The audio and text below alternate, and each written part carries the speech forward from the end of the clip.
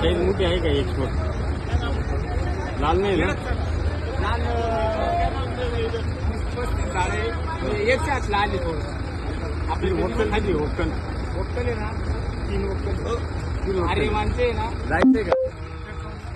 थोडा किती आहे? अडुसष्ट ते 69 गाड्या. जायचंय का अजून पण? थोडा किती आहे? थोडा किती आहे? पहिलं ते आर्यमानचे. एकदाच लावायचं, ठेवून लावायचं, परत नाही लावायचं. काय लावलं?